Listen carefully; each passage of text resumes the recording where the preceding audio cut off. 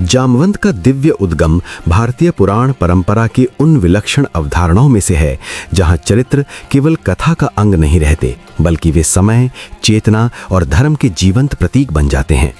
जामवंत का उल्लेख आते ही मन में एक ऐसे महापुरुष की छवि उभरती है जो शक्ति और ज्ञान के अद्वितीय संतुलन का प्रतिरूप है।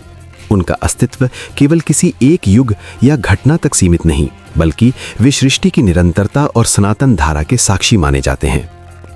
पुराणों के अनुसार जामवंत का जन्म सृष्टि के आदिकाल से जोड़ा जाता है। ये उद्गम सामान्य जैविक प्रक्रिया से नहीं, बल्कि दिव्य सृजन की अनुभूति से संबद्ध है। कहा जाता है कि वे ब्रह्मा की तपश्चर्या से प्रकट हुए, अर्थात उनका अस्तित्व ज्ञान और सृजन के मूल स्रोत से जुड़ा है। ये अवधारणा अपने आप में अत्यंत गूढ़ है, क्योंकि यहाँ जन्म केवल शरीर की उत्पत्ति नहीं, बल्कि चेतना के अवतरण का संकेत बन जाता है। इस प्रकार जामवंत आरंभ से ही आध्यात्मिक ऊर्जा और ब्रह्मांडीय उद्देश्य के वाहक माने जाते हैं। उनका स्वरूप भी प्रतीकात्मक है। ऋक्ष भालू के समान देह, परंतु देवतुल्य चेतना। ये द्वैत बताता है कि बाहरी रूप सीमित हो सकता है, किंतु आंतरिक प्रकृति असीम हो सकती है। भारतीय दर्शन में ये विचार बार बार प्रकट होता है कि वास्तविक महानता बाह्य आकार में नहीं, बल्कि अंतःकरण के प्रकाश में निहित होती है। जामवंत इसी सत्य के मूर्त उदाहरण प्रतीत होते हैं।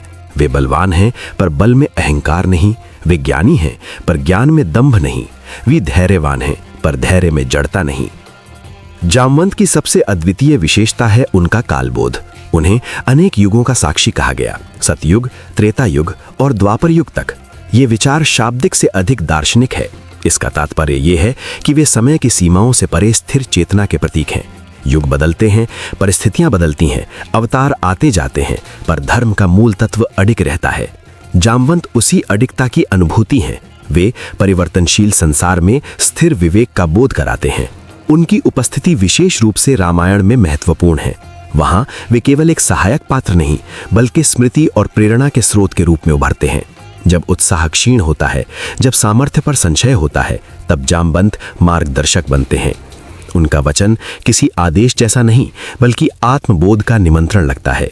वे किसी पर अपनी शक्ति नहीं थोपते, बल्कि भीतर छिपी शक्ति का स्मरण कराते हैं। ये दृष्टिकोण भारतीय अध्यात्म के उस सिद्धांत से मेल खाता है जहां गुरु बाहरी समाधान नहीं देता, बल्कि आत्मा के प्रकाश को जागृत करता है। जामवंत का चरित्र धैर्य का भी अद्भुत उदाहरण है। वे उतावले नहीं होते, न ही परिस्थितियों के प्रभाव में विचलित दिखते हैं।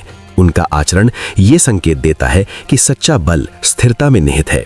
जीवन में अनेक संघर्ष आते हैं, पर जो मन संयमित रहता है वही स्थायी विजय प्राप्त करता है। जामवंत की कथा हमें यही संदेश देती है कि चाहे समय जैसा भी हो, विवेक और संतुलन ही सबसे बड़ी शक्ति है। द्वापर में भी उनकी उपस्थिति का उल्लेख मिलता है, विशेषकर महाभारत और कृष्ण से जुड़ी परंपराओं में। ये निरंतरता दर्शाती है कि उनका चरित्र किसी एक अवतार तक सीमित नहीं, बल्कि धर्म की व्यापक धारा से संबद्ध है। वे अवतारों के युगों को जोड़ने वाली चेतना का प्रतीक बन जाते हैं। इस दृष्टि से जामवंत केवल पात्र नहीं, बल्कि सनातन मूल्यों की अविच्छिन्न कड़ी है। उनकी सबसे प्रेरक विशेषता है विनम्रता।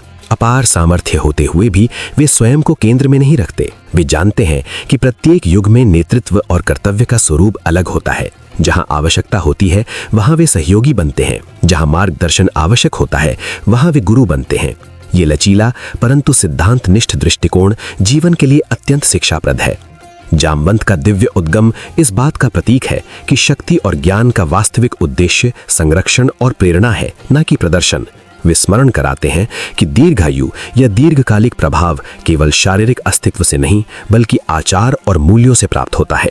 कालजयी वही बनता है जो धर्म, सत्य और करुणा के साथ स्थिर रहता है। उनकी कथा ये भी सिखाती है कि अनुभव का मूल्य अत्यंत ऊंचा है। युगों का साक्षी होने का अर्थ केवल समय देखना नहीं, बल्कि उससे सीखना है। अनुभव से जन्मी दृष्टि ही मनुष्य को परिपक्व बनाती है। जामवंत इसी परिपक्वता के आदर्श हैं, जहां ज्ञान शांति देता है, शक्ति संतुलन देती है और धैर्य दिशा देता है। अंततः जामवंत का दिव्य उद्गम एक गहन दार्शनिक संकेत है। ये बताता है कि सृष्टि में कुछ चेतनाएं ऐसी होती हैं जो परिवर्तन के मध्य स्थिरता का प्रकाश बनती हैं। वे स्वयं में युगों का सार धारण करती हैं। जामवंत का चरित्र उसी शाश्वत प्रकाश की अनुभूति है, जहां बल, ज्ञान, विनम्रता और धैर्य एक साथ समन्वित होकर धर्म की रक्षा का संकल्प बन जाते हैं। देवताओं के प्रिय सेवक के रूप में जामवंत का व्यक्तित्व भारतीय पुराण परंपरा में एक अद्वितीय स्थान रखता है। वे केवल बल और पराक्रम के प्रतीक नहीं थे, बल्कि धर्म, विवेक और संतुलन की जीवंत छवि थे। उनका नाम स्मरण होते ही मन में ऐसी छवि उभरती है जिसमें अपार शक्ति के साथ गहरी बुद्धिमत्ता और स्थिर नीति का समन्वय दिखाई देता है। देवताओं के मध्य उनका सम्मान किसी पद या अधिकार के कारण नहीं, बल्कि उनके चरित्र, कर्तव्यनिष्ठा और निस्वार्थ भाव के कारण था। जामवंत का जीवन सदैव एक उच्च उद्देश्य के लिए समर्पित रहा। वे जानते थे कि वास्तविक महानता बाहरी प्रदर्शन में नहीं, बल्कि अपने उत्तरदायित्वों को निष्ठा और विनम्रता से निभाने में है। यही कारण था कि देवगण उन्हें केवल एक शक्तिशाली सहयोगी के रूप में नहीं, बल्कि मार्गदर्शक और संरक्षक के रूप में देखते थे। उनका प्रत्येक विचार धर्म की मर्यादा से प्रेरित होता था और हर निर्णय में लोक कल्याण की भावना झलकती थी। देवताओं के बीच जामवंत का स्थान विशेष रूप से इसीलिए महत्वपूर्ण था क्योंकि वे शक्ति और नीति के संतुलन को समझते थे। वे जानते थे कि केवल सामर्थ्य ही पर्याप्त नहीं, बल्कि उसके उचित प्रयोग की समझ भी आवश्यक है। उनके परामर्श में सदैव दूरदृष्टि और न्याय का भाव रहता था। यही कारण था कि देवराज इंद्र सहित अनेक देवता जटिल परिस्थितियों में उनसे मार्गदर्शन प्राप्त करते थे। उनके शब्दों में ऐसा संतुलन होता था जो उग्रता को शांत कर दे और संशय को स्पष्टता में बदल दे। उनकी सबसे बड़ी विशेषता थी अहंकार का पूर्ण अभाव। अपार शक्तियों के होते हुए भी उन्होंने कभी स्वयं को श्रेष्ठ सिद्ध करने का प्रयास नहीं किया। उनके लिए शक्ति का अर्थ प्रभुत्व नहीं, बल्कि संरक्षण और सहयोग था। वे समझते थे कि विनम्रता ही वो गुण है जो शक्ति को सार्थक बनाता है। इसीलिए उनका व्यक्तित्व देवताओं के लिए प्रेरणा का स्रोत बन गया। वे जितने समर्थ थे, उतने ही सरल और संयमी भी। जामवंत का दृष्टिकोण सदैव धर्म के मूल्यों पर आधारित था। वे परिस्थितियों के प्रभाव में आकर निर्णय नहीं लेते थे, बल्कि सिद्धांतों की स्थिर भूमि पर खड़े रहते थे। उनका विश्वास था कि सत्य और नीति कभी भी तात्कालिक लाभ के लिए त्यागे नहीं जाने चाहिए। इस अडिग निष्ठा ने उन्हें देवताओं का विश्वस्त बना दिया। उनका आचरण ये सिखाता है कि वास्तविक विश्वास वही अर्जित कर सकता है जो अपने मूल्यों से विचलित न हो। देवताओं के साथ उनका संबंध केवल औपचारिक नहीं था, उसमें आत्मीयता, आदर और परस्पर श्रद्धा का भाव था। देवगण उन्हें एक ऐसे सहयोगी के रूप में देखते थे जो हर परिस्थिति में स्थिर और विश्वसनीय रहे। उनका स्वभाव शांत था, परंतु आवश्यकता पड़ने पर उनका पराक्रम भी उतना ही प्रखर होता था। इस संतुलन ने उनके व्यक्तित्व को और भी प्रभावशाली बना दिया। जामवंत का जीवन ये भी दर्शाता है कि ज्ञान और अनुभव का महत्व कितना गहरा होता है। वे केवल बलशाली नहीं थे, बल्कि अनुभवी और विवेकी भी थे। उनका प्रत्येक विचार जीवन के व्यापक सत्य को स्पर्श करता था। वे समझते थे कि समय और परिस्थिति बदलते रहते हैं, परंतु धर्म का मूल स्वरूप स्थिर रहता है। यही समझ उन्हें एक अद्वितीय मार्गदर्शक बनाती है। उनकी विनम्रता केवल बाहरी व्यवहार तक सीमित नहीं थी, बल्कि उनके अंतर्मन का स्वभाव थी। वे अपने कार्यों का श्रेय स्वयं लेने के बजाय सदैव सामूहिक प्रयास को महत्व देते थे। उनके लिए कर्तव्य ही सर्वोच्च था और उसी में उन्हें संतोष प्राप्त होता था। यह दृष्टिकोण आज भी प्रेरणादायक है, क्योंकि यह बताता है कि महानता का वास्तविक आधार निस्वार्थ सेवा में निहित है।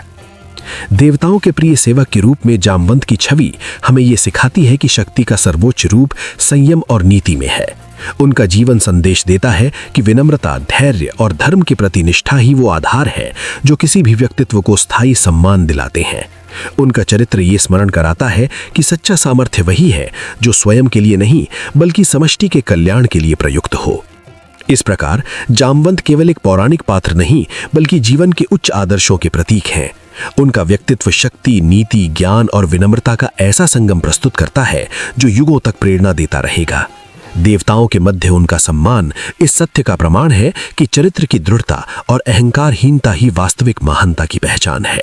समुद्र मंथन के साक्षी के रूप में जामवंत का स्मरण भारतीय पुराण परंपरा में एक अद्भुत प्रतीक की तरह किया जाता है। वे केवल बल और आयु के कारण पूजनीय नहीं हैं, बल्कि उनके व्यक्तित्व में अनुभव, धैर्य और विवेक का अद्वितीय संगम दिखाई देता है। समुद्र मंथन जैसी विराट और दैवीय घटना के समय उनकी उपस्थिति का अर्थ केवल एक दर्शक का होना नहीं, बल्कि उस युग की चेतना और ज्ञान का साक्षात रूप उपस्थित होना है। समुद्र मंथन स्वयं में एक गूढ़ रूपक है। संघर्ष, सहयोग, आशा, मोह, विष और अमृत सबका एक साथ प्रकट होना। ये कथा युगों से मानव जीवन के विविध आयामों को समझाने का माध्यम रही है। जब देव और दानव अमृत की कामना से एकत्र हुए, तब उस दृश्य में केवल बाहरी शक्ति का प्रदर्शन नहीं था, बल्कि मनोवृत्तियों का टकराव भी था। इस महान घटना के बीच जामवंत का होना इस बात का संकेत है कि हर महत्वपूर्ण परिवर्तन के समय कोई ना कोई ऐसा साक्षी अवश्य होता है जो घटनाओं को तटस्थ दृष्टि से देखता है और उनसे गहन शिक्षा ग्रहण करता है।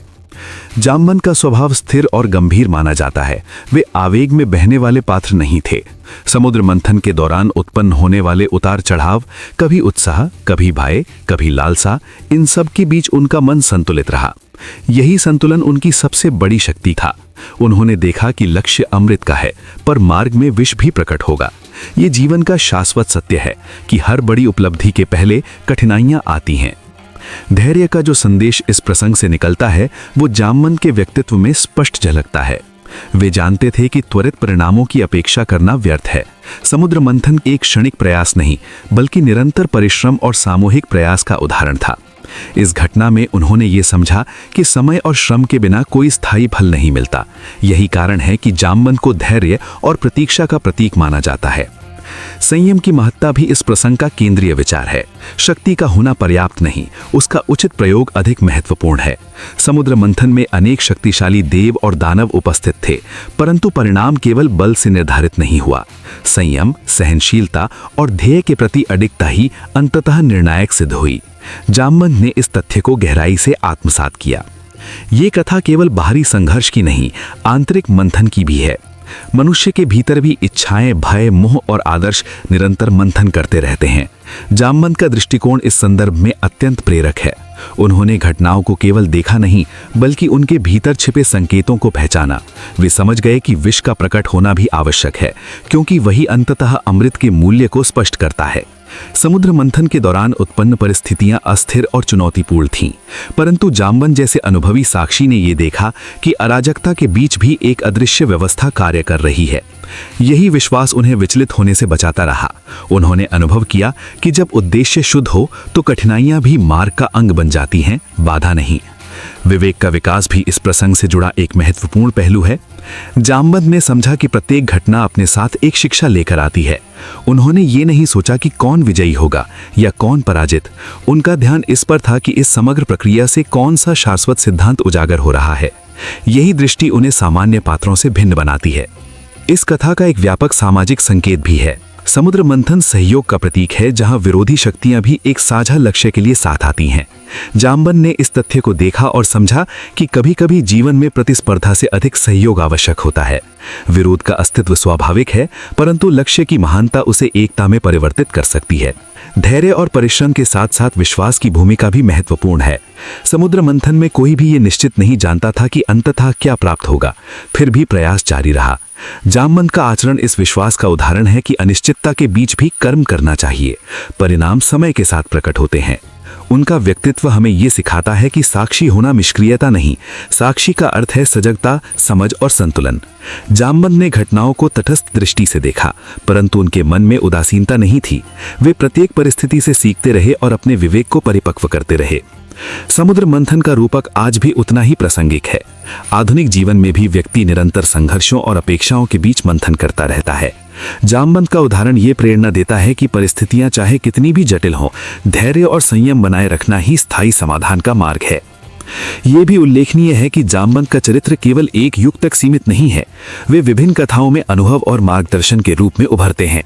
उनका ज्ञान और स्थिरता ये संकेत देते हैं कि समय के साथ अर्जित समझ सबसे बड़ी संपदा है। पुराणों में वर्णित ये प्रसंग, जैसा कि भागवत पुराण जैसी परंपराओं में मिलता है, केवल धार्मिक कथा नहीं बल्कि जीवन दर्शन का स्रोत है। ये हमें ये सोचने के लिए प्रेरित करता है कि हर चुनौती के भीतर कोई ना कोई अमृत छिपा होता है, जो धैर्य और निरंतरता से ही प्राप्त होता है। अंततः समुद्र मंथन के साक्षी के रूप में जामवंत की छवि हमें एक गहरी प्रेरणा देती है। जीवन में आने वाले विष से घबराना नहीं, बल्कि उसे स्वीकार कर आगे बढ़ना, क्योंकि वही विष अंततः अमृत के महत्व को समझाता है। संयम, धैर्य और विवेक, ये तीनों ही जीवन के वास्तविक अमृत हैं, और जामवंत का चरित्र इनका उज्जवल उदाहरण है। त्रेता युग और राम सेवा का प्रसंग भारतीय चेतना में केवल एक पौराणिक कथा नहीं, बल्कि धर्म, कर्तव्य और समर्पण की गहन अनुभूति का प्रतीक है। इस युग में जामवंत का व्यक्तित्व विशेष रूप से प्रेरणादायक दिखाई देता है। वे केवल एक योद्धा नहीं थे, बल्कि विवेक, अनुभव और संतुलन के जीवंत रूप थे। उनका जीवन इस सत्य को दर्शाता है कि महान संघर्षों में बुद्धि, धैर्य और नीति उतनी ही आवश्यक हैं जितनी शक्ति और साहस। त्रेता युग का काल स्वयं में एक विशेष अर्थ रखता है। ये वो समय था जब धर्म और अधर्म के बीच संघर्ष स्पष्ट रूप से दृष्टिगोचर होता है। संसार की व्यवस्था में संतुलन स्थापित करने के लिए ईश्वरीय शक्ति का अवतरण हुआ और इसी क्रम में भगवान राम का प्राकट्य हुआ। राम का जीवन आदर्शों का प्रकाश स्तंभ था। मर्यादा, करुणा, सत्य और न्याय का अनुत्तम संगम था। जब उन्होंने अन्याय के विनाश का संकल्प लिया, तब ये केवल एक युद्ध का आरंभ नहीं था, बल्कि धर्म की प्रतिष्ठा का महायज्ञ था। इस महायज्ञ में जामवंत का प्रवेश अत्यंत अर्थपूर्ण था। वे वानर सेना के वरिष्ठतम सदस्य माने जाते थे, जिनकी उपस्थिति स्वयं में स्थिरता और विश्वास का आधार थी। उनका अनुभव अनंत था और उनका दृष्टिकोण गहन। उन्होंने अनेक युगों का प्रवाह देखा था, अनेक घटनाओं का साक्षात्कार किया था। यही कारण था कि उनकी वाणी में गंभीरता, उनके विचारों में संतुलन और उनके आचरण में अद्भुत शांति थी। जामवंत की सबसे बड़ी विशेषता ये थी कि वे परिस्थिति के बाहरी रूप से अधिक उसके आंतरिक स्वरूप को समझते थे।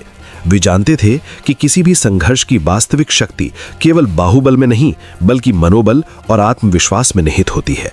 युद्ध भूमि में जहां अनेक योद्धा उत्साह और आवेग से प्रेरित होते थे, वहीं जामवंत धैर्य और विवेक के प्रतीक थे।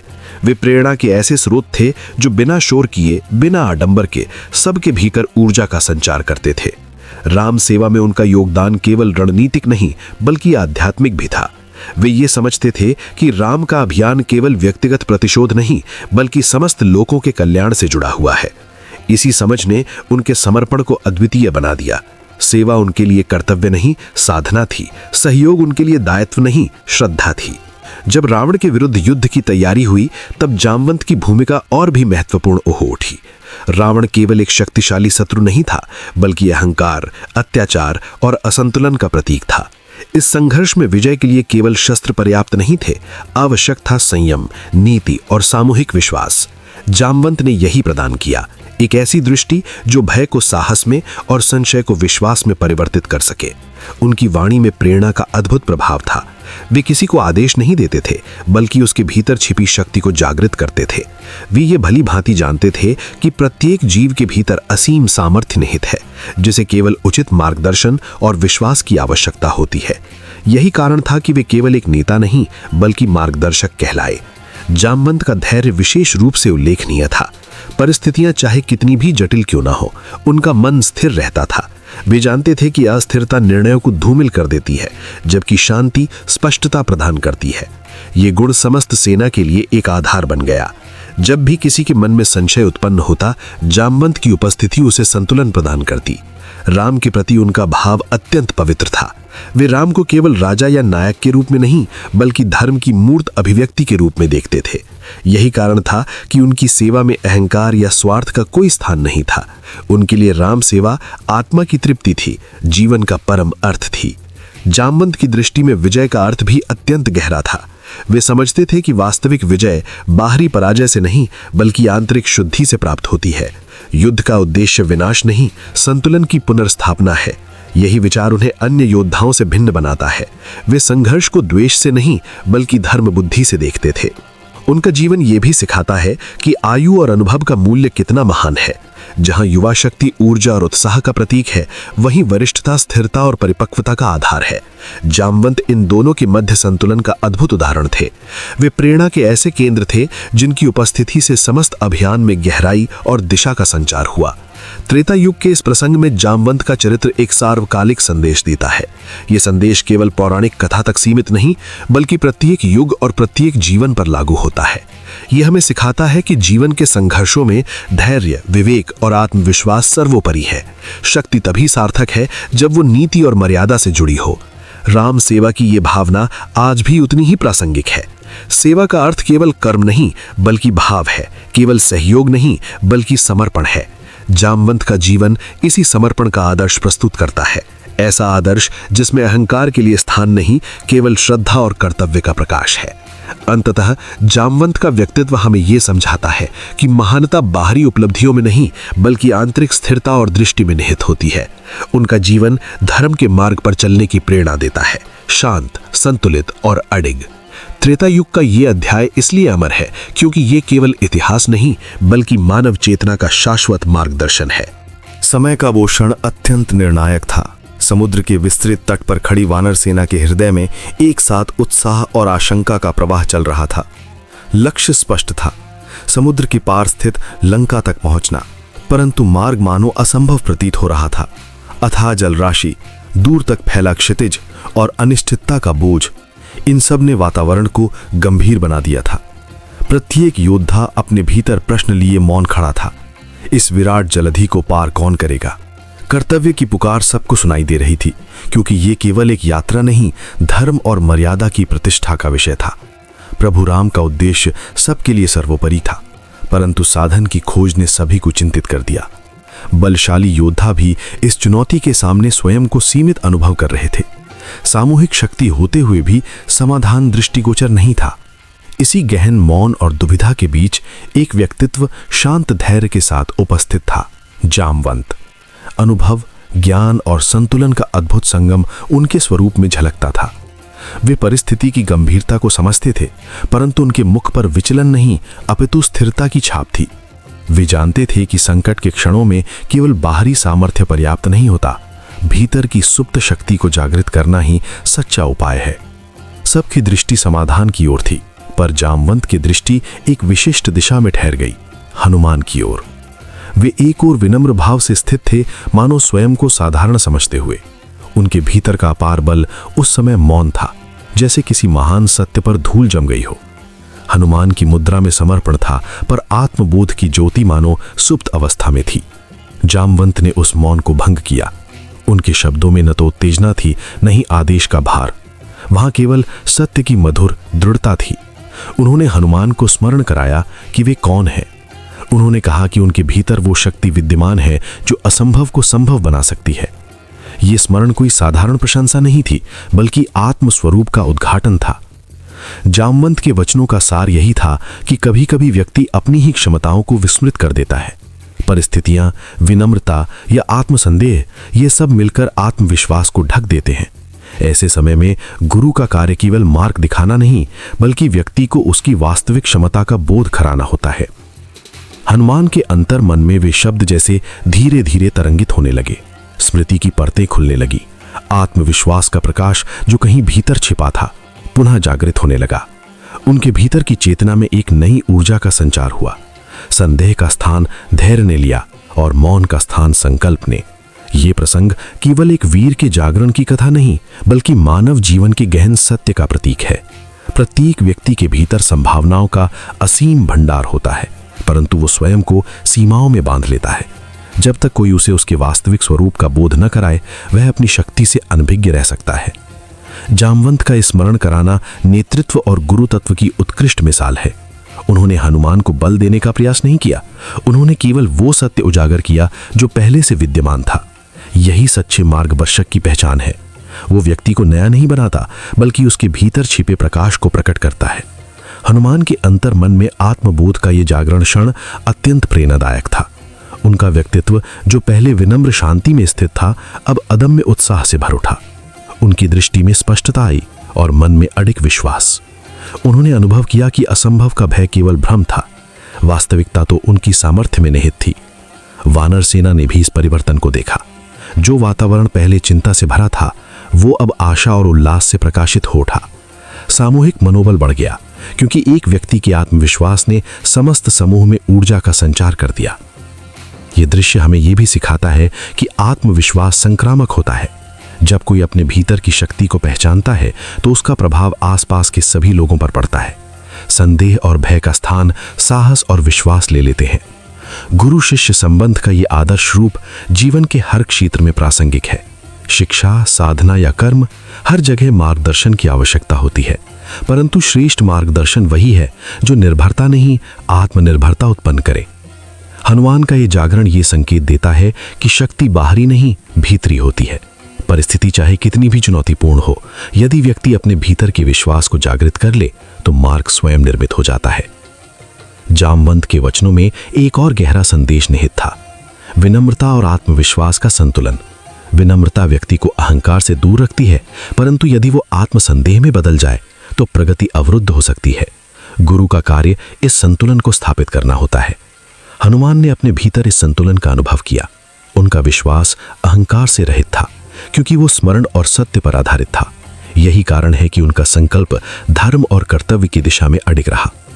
ये प्रसंग हमें ये भी सिखाता है कि जीवन में संकट अक्सर हमारी परीक्षा नहीं, हमारी संभावनाओं का उद्घाटन होते हैं। यदि चुनौतियां न हो तो छिपी हुई शक्तियां कैसे प्रकट हों। समुद्र का विस्तार उस समय बाधा नहीं, अवसर बन गया। वो हनुमान के आत्मविश्वास की उड़ान का माध्यम बना। ये परिवर्तन दृष्टिकोण का था। जहां पहले असंभव दिखता था, वहीं अब संभावना दिखने लगी। समाज और जीवन में भी जामवंत जैसे व्यक्तित्वों की आवश्यकता सदैव रहती है। वे प्रेरणा के स्रोत होते हैं, जो निराशा में आशा और भ्रम में स्पष्टता प्रदान करते हैं। उनका योगदान केवल एक घटना तक सीमित नहीं रहता, वो दीर्घकालिक प्रभाव उत्पन्न करता है। हनुमान की चेतना में जागा विश्वास केवल उस यात्रा के लिए नहीं था, बल्कि उनकी संपूर्ण भूमिका के लिए आधार बना। आत्मबोध का ये प्रकाश उनके प्रत्येक कर्म में झलकने लगा। अंततः ये प्रसंग हमें एक सार्वकालिक सत्य की ओर ले जाता है। मनुष्य का सबसे बड़ा बल बाहरी साधनों में नहीं, आत्मविश्वास और स्मृति में निहित है। जब व्यक्ति स्वयं को पहचान लेता है तो संसार की कोई भी बाधा उसे रोक नहीं सकती।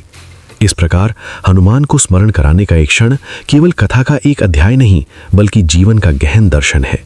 ये हमें प्रेरित करता है कि हम भी अपने भीतर की सुप्त शक्तियों को पहचानें और ऐसे मार्गदर्शकों का सम्मान करें जो हमें हमारा वास्तविक स्वरूप दिखाते हैं।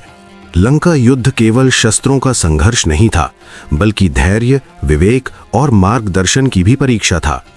इस महायुद्ध में अनेक वीरों ने पराक्रम दिखाया, पर कुछ व्यक्तित्व ऐसे थे जिनकी शक्ति उनके ज्ञान और स्थिरता में निहित थी। उनमें जामवंत का स्थान अत्यंत विशिष्ट है। वे स्वयं अग्रिम पंक्ति के योद्धा से अधिक एक ऐसे मार्गदर्शक के रूप में दिखाई देते हैं जिनकी बुद्धि और अनुभव ने संकट की घड़ियों में पूरी वानर सेना को दिशा दी। जामवंत का चरित्र युद्ध भूमि में संतुलन और धैर्य का प्रतीक है। जहां चारों ओर उत्साह, क्रोध और आवेग का वातावरण था, वहां वे स्थिर चित्त बने रहे।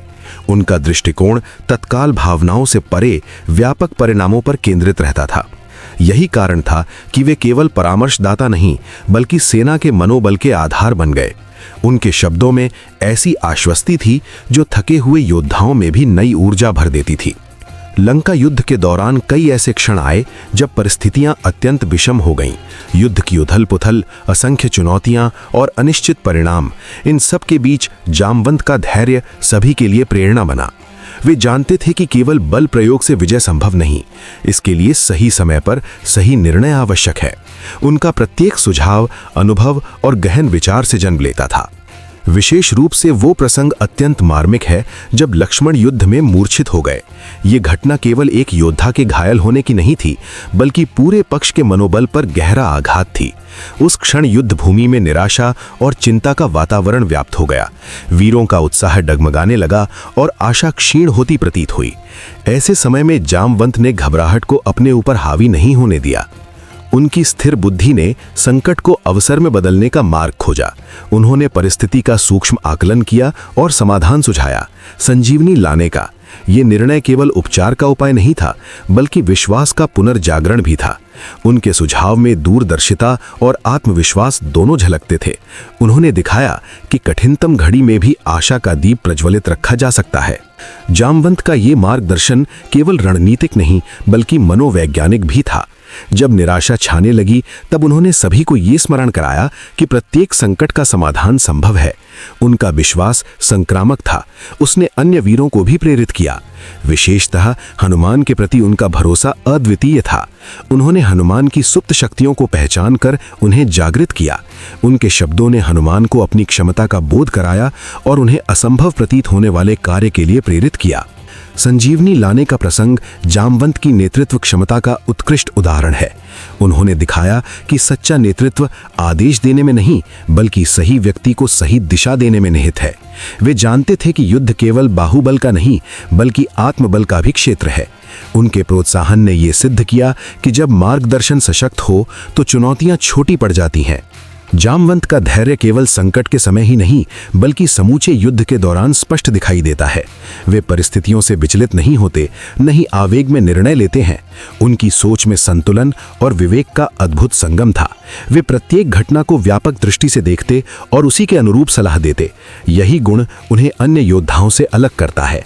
उनकी उपस्थिति युद्ध भूमि में एक शांत, स्थिर ऊर्जा का संचार करती थी। जहां अन्य योद्धा शौर्य का प्रदर्शन कर रहे थे, वहां जामवंत बुद्धि और संयम का प्रकाश फैला रहे थे। वे ये सिखाते हैं कि युद्ध और जीवन दोनों में स्थिरता ही सबसे बड़ी शक्ति है। उनके चरित्र से ये संदेश मिलता है कि कठिनाई चाहे कितनी भी बड़ी हो, धैर्य और विवेक से उसका समाधान संभव है। जामवंत का व्यक्तित्व ये भी दर्शाता है कि अनुभव का मूल्य अपरिमेय होता है।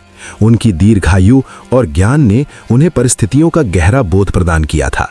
वे जानते थे कि विजय केवल एक क्षणिक उपलब्धि नहीं, बल्कि सतत प्रयास और सही मार्गदर्शन का परिणाम है। उनके विचारों में यही परिपक्वता झलकती है। लंका युद्ध में उनका योगदान ये सिद्ध करता है कि हर संघर्ष में ऐसे मार्गदर्शकों की आवश्यकता होती है जो संकट में संतुलन बनाए रखें। जामवंत ने दिखाया कि सच्चा बल बाहुबल से नहीं, बल्कि मन और बुद्धि की स्थिरता से उत्पन्न होता है। उनका चरित्र आज भी प्रेरणा देता है कि विपरीत परिस्थितियों में धैर्य ही सबसे बड़ा सहारा है।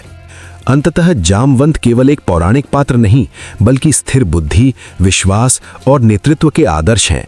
उनका मार्गदर्शन ये सिखाता है कि जब परिस्थितियां प्रतिकूल हों, तब घबराहट नहीं, बल्कि विवेक और साहस से आगे बढ़ना चाहिए।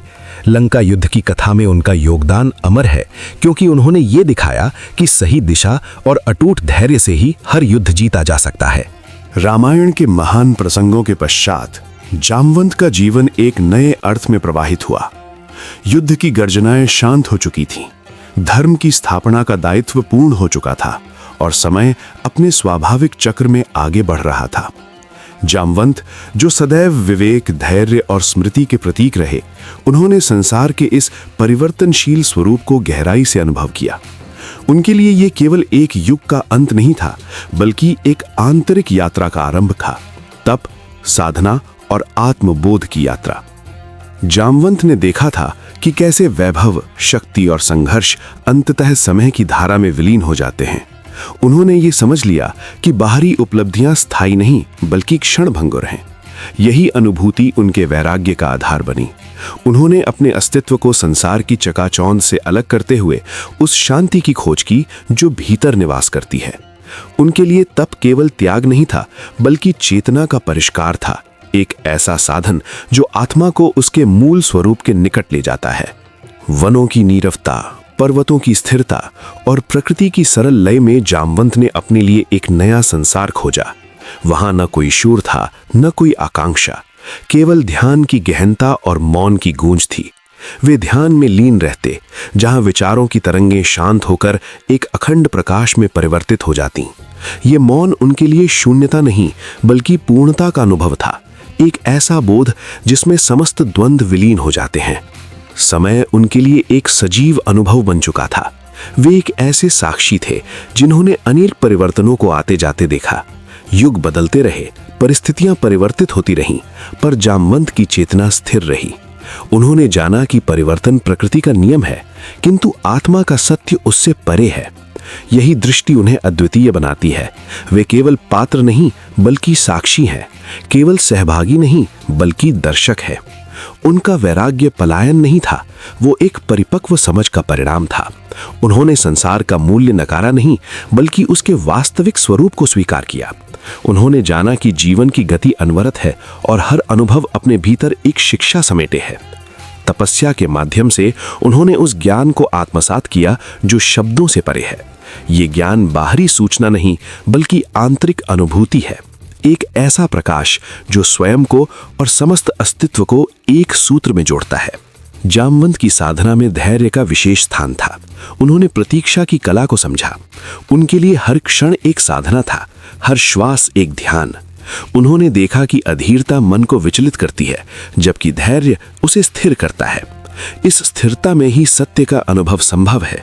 यही कारण था कि उनकी उपस्थिति में एक सहज शांति का अनुभव होता, मानो समय भी उनके समीप आकर ठहर जाता हो। युग परिवर्तन उनके लिए बाहरी घटना नहीं था, बल्कि एक आंतरिक प्रतीक था। हर युग एक नई चेतना, नई चुनौतियों और नए अवसरों का संकेत देता है। उन्होंने जाना कि परिवर्तन को स्वीकार करना ही जीवन की वास्तविक साधना है। जो स्थिरता को पकड़ने का प्रयास करता है वो संघर्ष में उलझ जाता है। जो प्रवाह को अपनाता है वो शांति का अनुभव करता है। जामवंत ने इसी प्रवाह में अपने अस्तित्व को समर्पित किया। उनकी तपस्या में स्मृति और अनुभव का अद्भुत समन्वय था। उन्होंने अतीत को बोझ नहीं बनने दिया, बल्कि उसे ज्ञान का स्रोत बनाया। उन्होंने देखा कि स्मृति तभी उपयोगी है जब वो वर्तमान को आलोकित करे, अन्यथा वो केवल मोह का कारण बन जाती है। जामवंत की चेतना में अतीत एक शांत प्रतिबिंब की भांति उपस्थित था, न कोई आसक्ति, न कोई पश्चाताप। ध्यान की गहन अवस्थाओं में उन्होंने उस सत्य का अनुभव किया जो समस्त सीमाओं से परे था। वहां न समय का बंधन था, न पहचान का आग्रह, केवल अस्तित्व का एक अखंड बोध था। ये अनुभव उन्हें एक नई दृष्टि प्रदान करता। वे संसार को अब संघर्ष के रूप में नहीं, बल्कि लीला के रूप में देखते। हर घटना एक प्रवाह, हर परिवर्तन एक अवसर प्रतीत होता। जामवंत का जीवन इस सत्य का उदाहरण है कि वास्तविक शक्ति भीतर निवास करती है। बाहरी विजय क्षणिक हो सकती है, पर आंतरिक स्थिरता शाश्वत है। तपस्या के माध्यम से उन्होंने उस स्थिरता को प्राप्त किया जो परिस्थितियों से अप्रभावित रहती है। यही स्थिरता उनके अस्तित्व का सार बनी, एक ऐसा आधार जो युगों के परिवर्तन में भी अडिग रहता है। उनकी साधना में प्रकृति एक गुरु की भांति उपस्थित थी। वृक्षों की स्थिरता, नदियों का प्रवाह और आकाश की व्यापकता, ये सभी उनके ध्यान के प्रतीक बने। उन्होंने देखा कि प्रकृति बिना आग्रह के अपना धर्म निभाती है। इसी सरलता में उन्होंने जीवन का गूढ़ रहस्य पाया। उन्होंने जाना कि जब मन भी प्रकृति की भांति सहज हो जाता है, तब संघर्ष समाप्त हो जाते हैं। समय के साथ उनका अस्तित्व और अधिक सूक्ष्म होता गया। वे बाहरी रूप से कम, पर आंतरिक रूप से अधिक प्रकट हुए। उनकी उपस्थिति एक प्रेरणा बन गई, एक ऐसा संदेश जो शब्दों के बिना भी अनुभव किया जा सकता है। उनका जीवन ये सिखाता है कि युगों का परिवर्तन अपरिहार्य है, पर आत्मा का सत्य अचल है। जामवंत का तप एक मौन शिक्षा है। वो बताता है कि ज्ञान केवल अर्जित नहीं, अनुभूत होता है। शांति केवल खोजी नहीं, जानी जाती है। उन्होंने संसार से दूर होकर नहीं, बल्कि स्वयं के निकट आकर यह सत्य पाया। यही उनकी साधना का सार है, आत्मबोध की वो यात्रा जिसमें समस्त प्रश्न स्वयं ही विलीन हो जाते हैं। युग बदलते रहेंगे, कथाएं परिवर्तित होती रहेंगी, पर जामवंत की स्मृति सदैव जीवित रहेगी।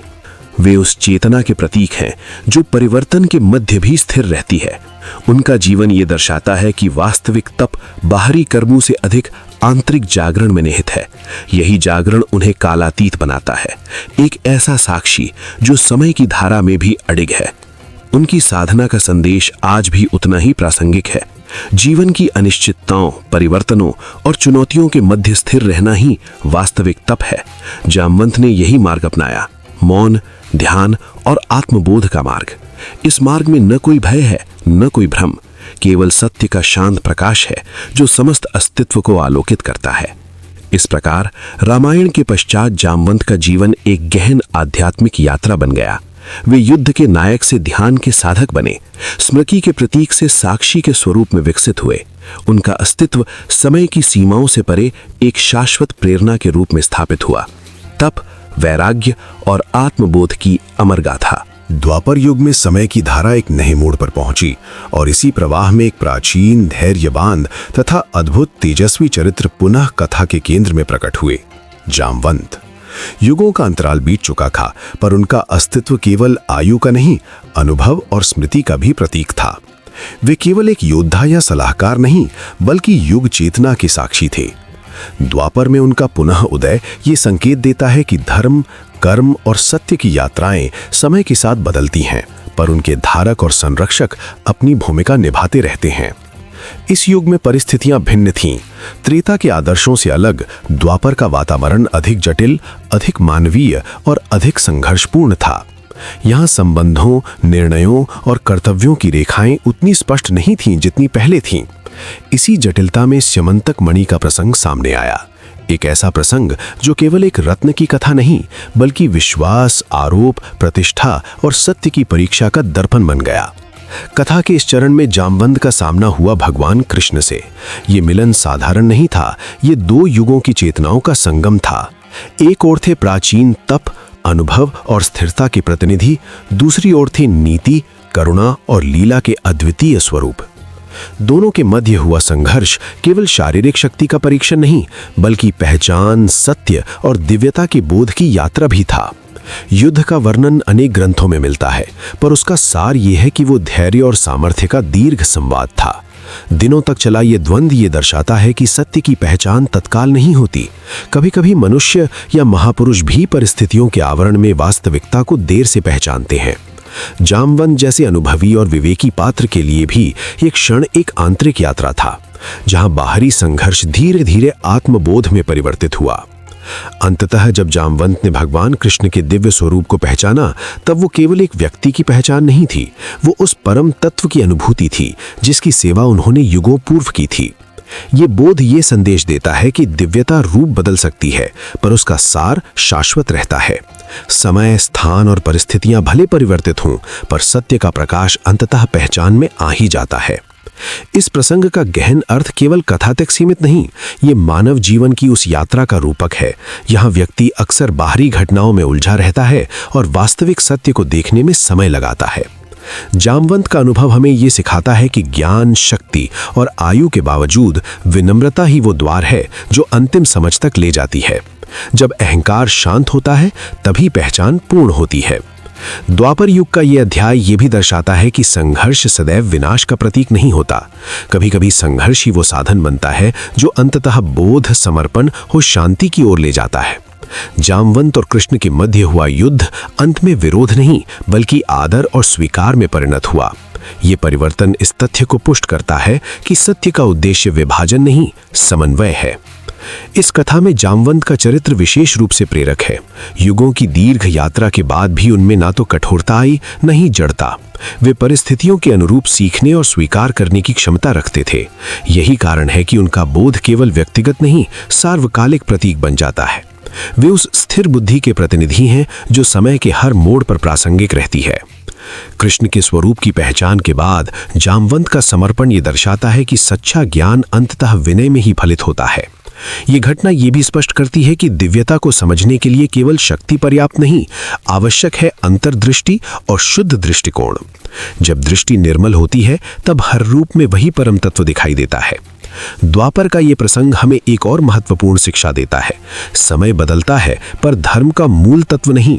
हर युग में सत्य की परीक्षा भिन्न रूपों में होती है, पर उसका उद्देश्य एक ही रहता है, चेतना को परिष्कृत करना। जामवंत का अनुभव इस निरंतरता का सशक्त उदाहरण है। अंत में इस कथा का सार यही है कि जीवन और समय की धारा में पहचान की यात्रा कभी समाप्त नहीं होती। युगों के परिवर्तन के साथ भी आत्मबोध की प्रक्रिया चलती रहती है। जामवंत का द्वापर में पुनः प्रकट होना और कृष्ण के दिव्य स्वरूप का बोध ये संकेत देता है कि सत्य सदैव उपस्थित है, केवल उसे देखने की दृष्टि जागृत करनी होती है।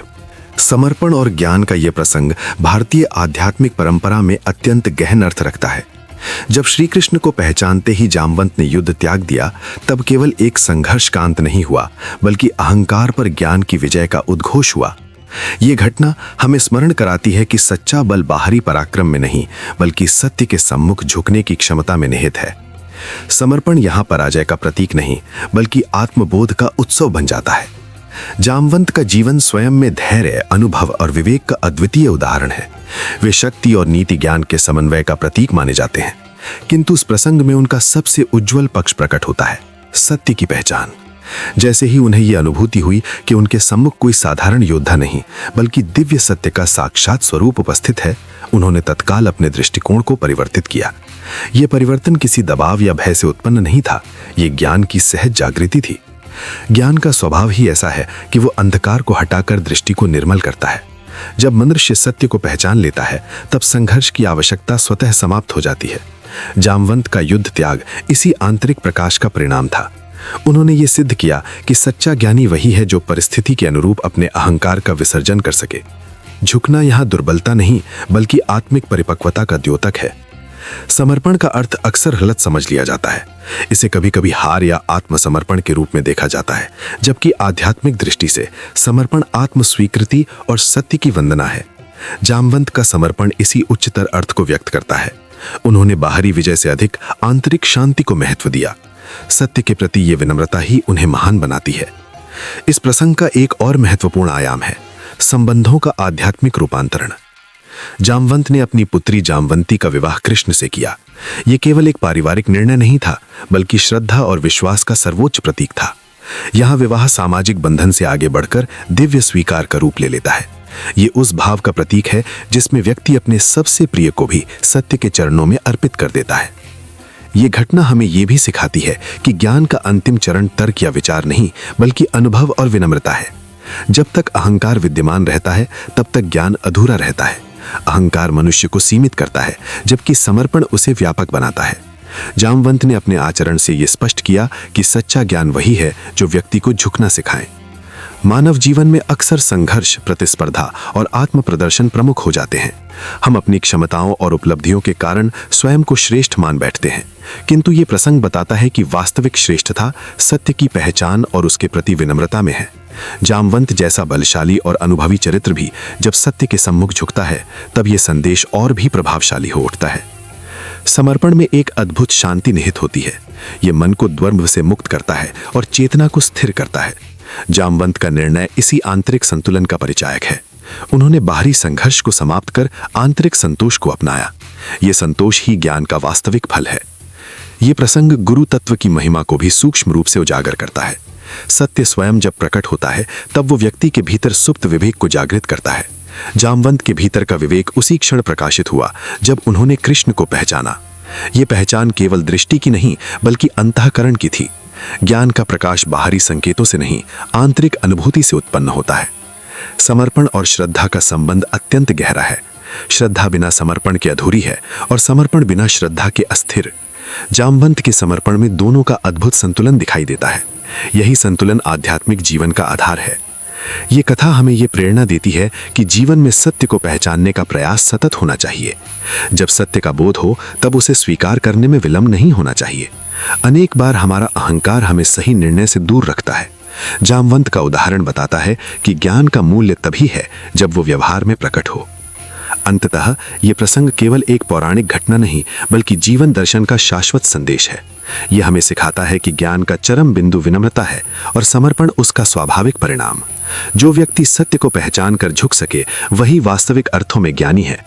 जामवंत का आचरण इसी आदर्श का उज्जवल प्रमाण है। समर्पण में हार नहीं, बल्कि आत्मिक विजय छिपी होती है। ज्ञान में केवल जानकारी नहीं, बल्कि परिवर्तन की शक्ति होती है। और जब ये दोनों एक साथ प्रकट होते हैं, तब जीवन में शांति, संतुलन और प्रकाश का संचार होता है। यही इस प्रसंग का शाश्वत सार है। अहंकार का विसर्जन ही ज्ञान की पूर्णता है और सत्य के प्रति विनम्रता ही वास्तविक महानता। जामवंत की अमर शिक्षा भारतीय चिंतन की उस धारा का प्रतिनिधित्व करती है जहां कथा केवल मनोरंजन नहीं, बल्कि मार्गदर्शन बन जाती है। जामवंत का व्यक्तित्व स्थिरता, धैर्य और संतुलन का जीवंत रूप है। वे हमें याद दिलाते हैं कि परिस्थितियां चाहे कितनी भी जटिल क्यों ना हो, मन की दृढ़ता और बुद्धि की स्पष्टता ही वास्तविक शक्ति होती है। उनका चरित्र ये संकेत देता है कि बाहरी सामर्थ्य से अधिक महत्वपूर्ण आंतरिक परिपक्वता है। जामवंत का जीवन इस सत्य को रेखांकित करता है कि शक्ति का उद्देश्य केवल प्रदर्शन नहीं, बल्कि संरक्षण और कल्याण होना चाहिए। जब शक्ति धर्म के साथ जुड़ती है, तब वो विनाश का कारण नहीं, बल्कि संतुलन का साधन बनती है। ये शिक्षा आज भी उतनी ही प्रासंगिक है, क्योंकि आधुनिक जीवन में भी सामर्थ्य, ज्ञान और अवसर का सही उपयोग ही व्यक्ति के चरित्र को परिभाषित करता है। उनकी सबसे महत्वपूर्ण प्रेरणा गुरु तत्व के प्रति सम्मान है। जामवंत का दृष्टिकोण ये सिखाता है कि मार्गदर्शन का मूल्य अपरिमेय है। अनुभव, परामर्श और सीख जीवन की दिशा तय करते हैं। गुरु केवल व्यक्ति नहीं, बल्कि वो चेतना है जो अज्ञान से ज्ञान की ओर ले जाती है। ये विचार हमें विनम्र बनाता है और निरंतर सीखने की भावना को जागृत करता है। आत्मविश्वास के संदर्भ में जामवंत का संदेश अत्यंत गहन है। वे संकेत देते हैं कि प्रत्येक व्यक्ति के भीतर अपार संभावनाएं छिपी होती हैं, जिन्हें पहचानने और जगाने की आवश्यकता है। आत्मविश्वास बाहरी प्रशंसा से नहीं, बल्कि स्वयं की क्षमता पर विश्वास से उत्पन्न होता है। ये शिक्षा व्यक्ति को भय, संदेह और अस्थिरता से ऊपर उठने की प्रेरणा देती है। समय के प्रति उनका दृष्टिकोण भी जीवनदायी है। परिवर्तन संसार का नियम है, किंतु सत्य और मूल्यों की स्थिरता ही जीवन को दिशा देती है। ये विचार व्यक्ति को अनिश्चितताओं के बीच भी संतुलित रहने की शक्ति देता है। समय बदलता है, परिस्थितियां बदलती हैं, परंतु नैतिकता, सत्य और धर्म का आधार अडिग रहता है। विनम्रता जामवंत के चरित्र का मूल है। असाधारण सामर्थ्य के बावजूद अहंकार का अभाव ये सिखाता है कि महानता का वास्तविक मापदंड व्यवहार और दृष्टिकोण है। विनम्रता व्यक्ति को सीखने, समझने और दूसरों से जुड़ने योग्य बनाती है। इस प्रकार जामवंत की शिक्षा केवल पौराणिक संदर्भों तक सीमित नहीं, बल्कि सार्वकालिक जीवन दर्शन का रूप ले लेती है। उनका चरित्र हमें धैर्य, विवेक, सेवा, आत्मज्ञान और संतुलन की ओर प्रेरित करता है। यही कारण है कि जामवंत भारतीय परंपरा में कालातीत प्रेरणा के प्रतीक बने रहते हैं और उनकी शिक्षाएं प्रत्येक युग में प्रासंगिक तथा जीवनोपयोगी बनी रहती हैं।